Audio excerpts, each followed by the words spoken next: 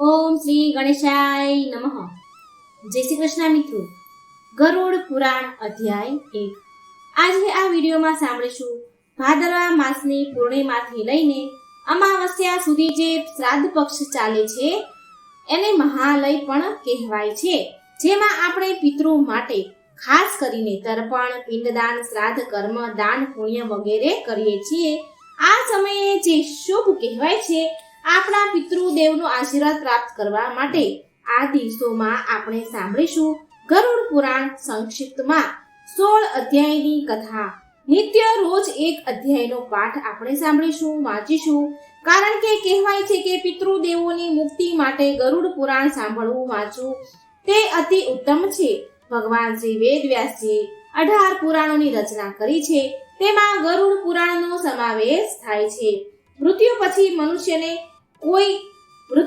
મનુષ્યને કઈ ક્રિયા કરવી જોઈએ, પૂર્વજો પ્રત્યેની જે શ્રદ્ધા છે, જન્મ, મૃત્યુ આદિ ક્રિયાઓનું વર્ણન કરવામાં આવ્યું છે. ગરુડ પુરાણમાં 17 અધ્યાય છે.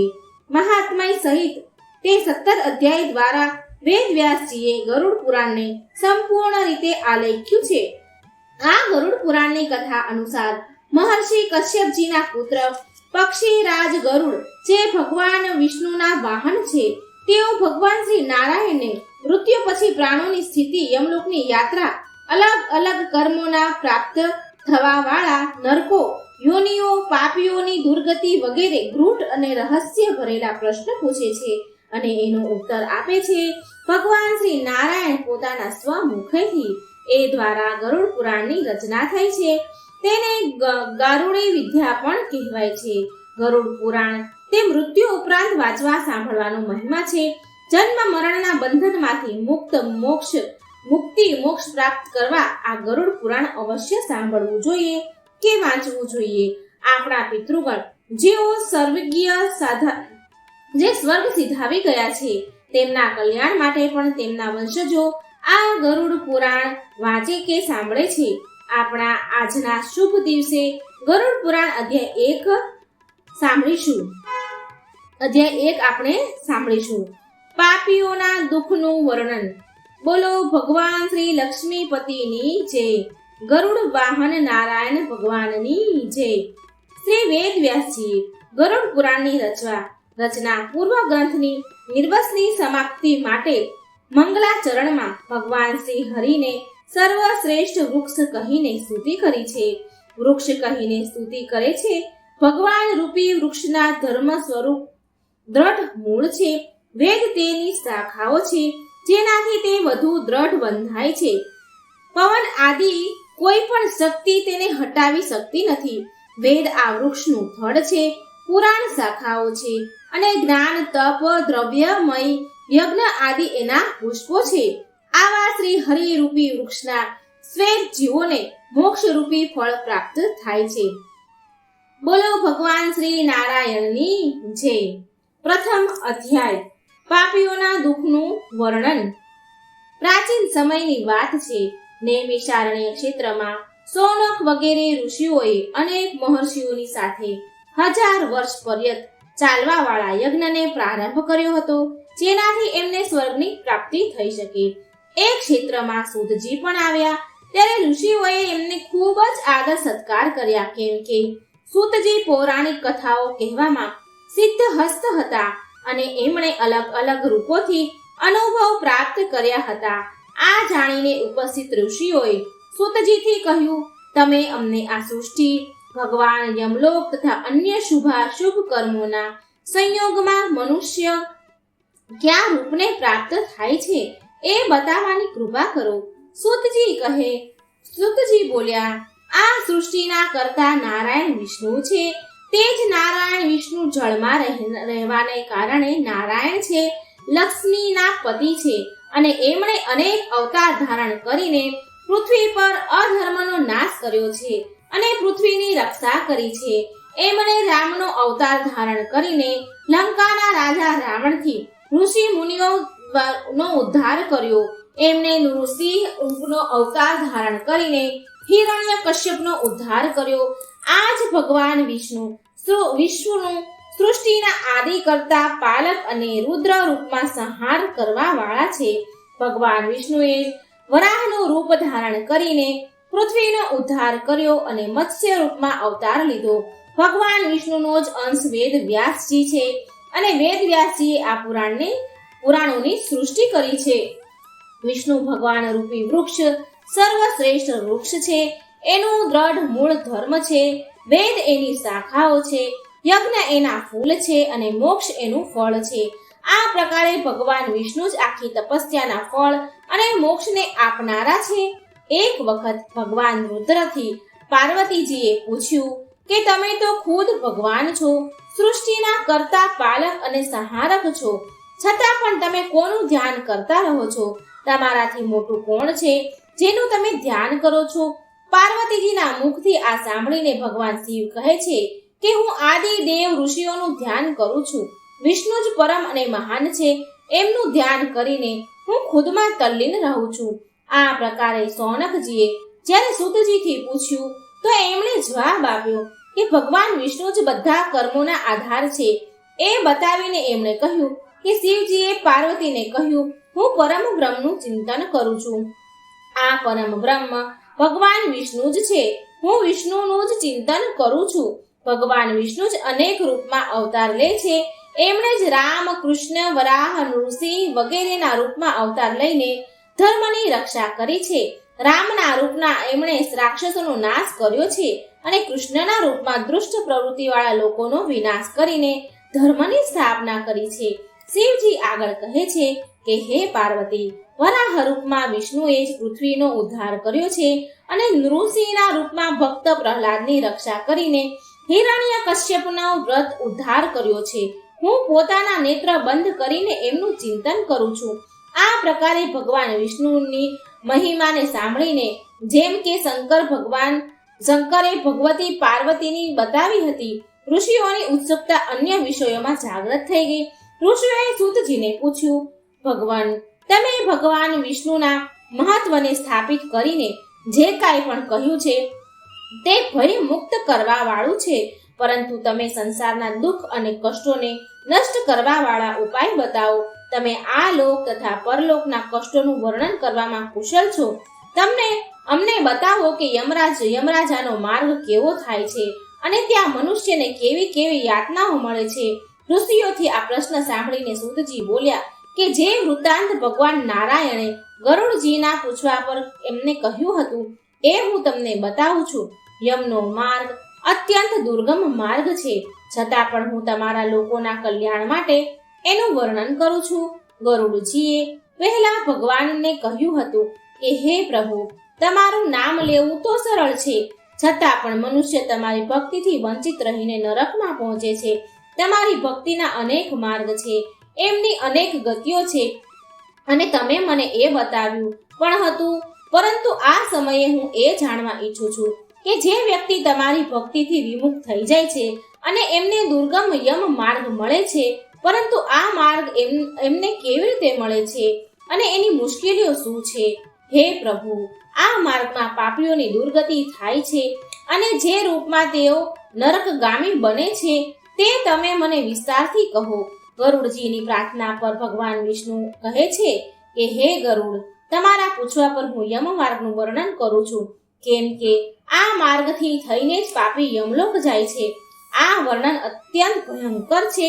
જે પોતાના સન્માનિત માનીને ઉગ્ર રહે છે અને ધન તથા મર્યાદાના ગર્વને યુક્ત છે તથા રાક્ષસી ભાવને પ્રાપ્ત થઈને દેવી શક્તિ રૂપી સંપત્તિથી હીન હોય છે, જે કામ તથા ભોગમાં લીન રહે છે, જેમનું મન મોહ માયાની જાળમાં ફસાયેલું છે, તેઓ અપવિત્ર નરકમાં પડે છે.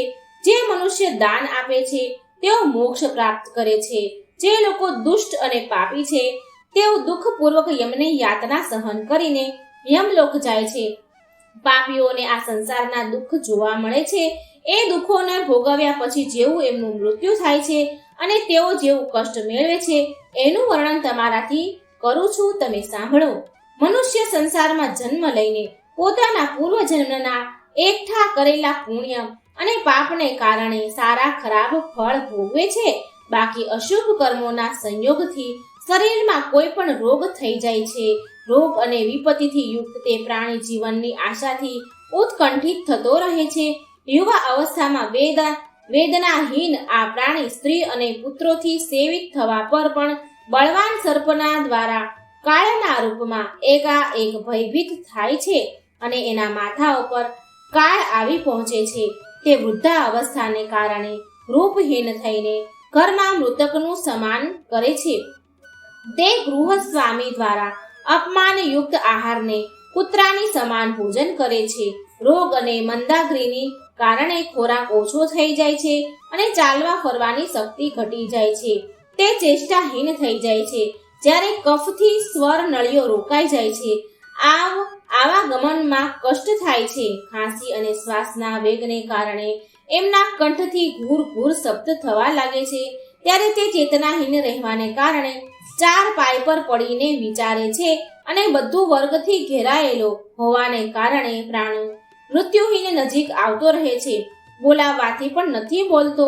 આ પ્રકારે હંમેશા કુટુંબના પાલન પોષણમાં જેનો આત્મા લાગેલો રહે છે એ પરિવારના પ્રેમની વેદનાથી રોઈને તે પ્રાણી પરિવારની વચ્ચે જ મરી જાય છે. હે ગરુડ, મૃત્યુના સમયે દેવતાઓની સમાન પ્રાણીની પણ દિવ્ય દ્રષ્ટિ થઈ જાય છે. તે સંસારને પ્રભુમય જુએ છે અને કશું પણ બોલવામાં અસમર્થ થઈ જાય છે. ઇન્દ્રિયોની વ્યાકુળતા ચૈતન્ય પ્રાણી પણ મૂળની સમાન થઈ જાય છે. આ કારણે નજીક આવેલા યમદૂતોના ભયથી પોતાના સ્થાનથી ચલાયમાન થઈ જાય છે. જ્યારે પ્રાણી વગેરે પાંચેય તત્વ પોતાના સ્થાનથી ચાલે છે ત્યારે મરતા સમયે પાપીની એક ક્ષણ પણ એક કલ્પની સમાન વીતે છે. 100 વીંછીઓના કરડવાથી જે પીડા થાય છે એવી જ યાતના વ્યથા શ્વાસોથી નીકળતા સમયે થાય છે. યમદૂતોના ભયથી એ જીવના મોહથી લાળ અને ઝાગ પાડવા લાગે છે. તેથી પાપીઓના પ્રાણવાયુ ગુદાના માર્ગથી નીકળે છે. પ્રાણ નીકળતા સમયે પ્રાણીઓને યમદૂત મળે છે, જે ક્રોધથી લાલ નેત્રવાળા, ભયાનક મુખ, પાશ અને દંડ લઈને ઊભા હોય છે તથા નગ્ર શરીર અને દાંતને પીસે છે. ઉપર ઉઠેલા કેસવાળાઓની સમાન કાળા આડા ટેડા મુખવાળા વિશાળ નખરૂપી શસ્ત્રવાળા યમદૂત ત્યાં આવીને ઉપસ્થિત રહે છે. એ દૂતોને જોઈને ભયથી તે પ્રાણી મળમૂત્રનો ત્યાગ કરવા લાગે છે. આ અવસ્થામાં હાય હાય કરતો કરતો જીવ શરીરથી નીકળીને અંગૂઠાની સમાન શરીરને ધારણ કરે છે અને મોહવશ પોતાના ઘરને જુએ છે. એ સમયે યમદૂતો દ્વારા પકડાઈ જાય છે. એ અંગુષ્ઠ માત્ર શરીરને યાતના રૂપી શરીરથી ઢાંકીને ગળામાં દોરડી બાંધીને યમદૂત આ પ્રકારે લઈ જાય છે જેમ અપરાધી પુરુષને રાજાના સૈનિક પકડીને લઈ જાય છે. તે યમદૂત આ પ્રકારે એ જીવને લઈ જઈને માર્ગમાં ધમકી આપે છે તથા નરકોના ભયાનક દુઃખોનું વર્ણન વારંવાર કરતા જાય છે. તેઓ દૂત કહે છે કે અરે દુષ્ટ આત્મા, તું જલ્દી ચાલ, તારે યમલોક જવાનું છે અને કુંભી પાક વગેરે નરકોના ઉપભોગ કરવાનો છે. તેથી તું મોડું ના કર. યમદૂતોની આવી વાણી સાંભળતો તથા પોતાના બંધુ વર્ગોના વિલાપને સાંભળતો તે જીવ હાય હાય કરે છે. યમદૂત અને પ્રતાડના અનેક કષ્ટ આપે છે. એ યમદૂતોના ધમકાવાથી એનું હૃદય વિદીર્ણ થઈ જાય છે. તે પ્રાણી ભયથી થરથર ધ્રુજે છે અને પોતાના પાપોનું સ્મરણ કરતો યમ માર્ગથી જાય છે. યમ માર્ગમાં કૂતરોથી કરડાવવામાં આવે છે. કૂતરાઓ કરડે છે. જ્યારે માર્ગમાં ભૂખ અને તરસથી પીડિત થાય છે. સૂર્યના તેજ અને હવાની પ્રબળતાથી તપ્ત બાલુમાં ચાલવું પડે છે, એટલે કે ગરમ રેતીમાં ચાલવું પડે છે. છાંયો અને વિશ્રામ રહિત માર્ગમાં ચાલવાથી અસમર્થ થઈ જાય છે. ત્યારે એ જીવને ચાબુકથી મારીને યમદૂત ઘસેડે છે. એવા મુશ્કેલ માર્ગમાં ચાલવાથી તે થાકીને પડી જાય છે, મૂર્છા ખાય છે તથા ફરી ઉઠે છે. આ પ્રકારે તે જીવ અંધકારમય યમલોકમાં પહોંચી જાય છે. તે જીવ 3 અથવા 2 મુહૂર્તમાં યમલોકમાં પહોંચાડવામાં આવે છે. તે યમદૂત એમને ઘોર નરકની યાતના આપે છે અને એના પાપોનું ફળ આપે છે. યમલોકમાં પહોંચીને તે જીવ યમરાજાના દર્શન તથા 1 મુહૂર્તમાં ઘોર નરકોની યાતનાને જોઈને યમરાજાની આજ્ઞાથી ફરી મનુષ્ય લોકમાં આવે છે. અહીંયા આવવા પર પુનઃ પોતાના પૂર્વ શરીરમાં પ્રવેશ કરવાની ઈચ્છા કરે છે, પરંતુ યમદૂત એને પાશમાં બાંધીને રાખે છે. આ કારણે તે ક્ષુધા, તૃષાના દુસ્સહ દુઃખને સહન કરીને અને વિકળ થઈને રોવે છે, ત્યારે મૃત્યુના સ્થાન પર પુત્રો દ્વારા આપવામાં આવેલા પિંડને અને મરવાના સમયે આપવામાં આવેલા દાનને જ તે જીવ ખાય છે, ત્યારે પણ એ પાપી જીવની તૃપ્તિ નથી થતી. એના પુત્રો દ્વારા આપવામાં આવેલા દાન, શ્રાદ્ધ અને જલાંજલિથી પાપી રૂપના કારણે તૃપ્તિ થતી નથી. આનાથી પિંડદાન આપવા પર પણ તે ભૂખથી વધારે વ્યાકુળ થઈ જાય છે. જેનું પિંડદાન નથી હોતું તે કલ્પભર પ્રેત યોનિમાં રહીને નિર્જન વનમાં દુઃખપૂર્વક ભ્રમણ કરે છે. વગર ભોગ કર્મના ભય કરોડો કલ્પ સુધી પણ નથી થતો અને યમની યાતના ભોગવ્યા વગર મનુષ્યનો જન્મ પણ નથી મળતો અને એમને આ યોનિઓમાં ભટકવું પડે છે. હે ગરુડ, એ પિંડના પ્રતિદિન 4 ભાગ થાય છે. એમાંથી 2 ભાગ પંચભૂતો માટે હોય છે, જેનાથી દેહની પુષ્ટિ થાય છે. ત્રીજો ભાગ યમદૂતોને મળે છે અને ચોથો ભાગ એ પ્રેતને ખાવા મળે છે. આ પ્રકારે પ્રેતને 9 દિવસ સુધી પિંડદાન ખાવા માટે મળે છે.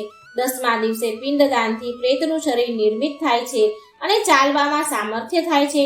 પક્ષીઓમાં શ્રેષ્ઠ પૂર્વ શરીરના બળી જવા કે નષ્ટ થઈ જવા પર પુત્ર દ્વારા આપવામાં આવેલા પિંડોથી એ જીવનને દેહ મળે છે. તે જીવન હાથભરનું શરીર મેળવીને યમલોકમાં પોતાના શુભ અશુભ કર્મોને ભોગવે છે. હવે હું 10 દિવસમાં આપવામાં આવેલા પિંડથી જે પ્રકારે શરીર બને છે એને હું કહું છું. પ્રથમ પિંડના પિંડથી માથું, બીજા દિવસના પિંડથી ગરદન અને ખભો, ત્રીજા દિવસના પિંડથી હૃદય બને છે, ચોથા દિવસના પિંડથી પીઠ, 5મા દિવસના પિંડથી નાભી ઉત્પન્ન થાય છે, 6ઠા દિવસના પિંડથી કમર, ગુદા, લિંગ, ભગ અને માંસના પિંડ વગેરે બને છે, 7મા દિવસના પિંડથી હાડકા વગેરે બની જાય છે અને 8મા દિવસના 2 પિંડોથી જાંઘ, 8મા 9મા દિવસના 2 પિંડોથી જાંઘ અને પગ ઉત્પન્ન થાય છે. 10મા દિવસના પિંડથી એ શરીરમાં ક્ષુધા, તૃષા ઉત્પત્તિ થાય છે. પિંડથી ઉત્પન્ન શરીરનો આશ્રય લઈને ભૂખ તરસથી પીડિત પ્રેત 11મા અને 12મા દિવસના શ્રાદ્ધ 2 દિવસમાં ભોજન કરે છે. 13મા દિવસે યમદૂતોથી બંધાયેલો આ જીવ બંધાયેલા વાનરની સમાન એકલો સંસારમાં આવે છે. હે ગરુડ, વૈતરણીને છોડીને ફક્ત યમલોક 86,000 યોજન વિસ્તરણી છે. હવે આ જીવનને પ્રતિ દિવસ 24 કલાકમાં ક્રમશ 247 યોજન યમદૂતોથી સાથે સતત ચાલવું પડે છે. ચાલવા વાળા આ માર્ગમાં અંતમાં 16 ગામ પડે છે. એને લાંધ કર સુધી ધર્મરાજાના નગરમાં તે પાપી જીવ પહોંચે છે. તેને ઓળંગીને એ નગરોના નામ છે સૌમ્યપુર, સૌરીપુર, નગેન્દ્ર ભવન, ગંધર્વ, શૈલાગમ, કૌંચક્રૂરપુર, વિચિત્ર ભવન, દુઃખદ, નાના કંદપુર, સુતપ્ત ભવન, રૌદ્રનગર, પર્યાવર્ષણ, સીતાદય, બહુભીતિ. એમની આગળ યમપુર છે. યમના પાશમાં બંધાયેલો તે પાપી જીવ માર્ગમાં રોતો રોતો પોતાના ઘરને છોડીને યમલોક જાય છે. યમલોકમાં જવા વાળો મનુષ્ય અનેક કષ્ટોને સહન કરતો કરતો પીડિત થતો રહે છે. એની પીડાનો અંત નથી થતો. તે પોતાના કર્મોના વિષયમાં ચિંતન કરતો કરતો અનેક દુઃખ ભોગવે છે. આના પર પણ જો તે ફરીથી જન્મ પ્રાપ્ત કરે છે ત્યારે એ જ પ્રકારે ભગવાનને ભૂલીને કર્મ કરે છે. બોલો ભગવાન શ્રી નારાયણ વિષ્ણુની જય. ગરુડ સવાર ભગવાન શ્રી નારાયણની જય. મિત્રો, આ હતો ગરુડ પુરાણનો પહેલો અધ્યાય, જે સાંભળજો અને બીજાને પણ સંભળાવજો. આ અધ્યાય સાંભળવાથી પહેલો અધ્યાય આપણા પૂર્વજોને જે મૃત્યુ પામ્યા છે, આપણા પિતૃઓને મુક્તિ મળે છે. તો મિત્રો જરૂર સાંભળજો અને વિડીયો લાગે સારો તો લાઈક, શેર ને સબસ્ક્રાઈબ જરૂર કરજો. જય શ્રી કૃષ્ણ. રાધે રાધે. Thank you.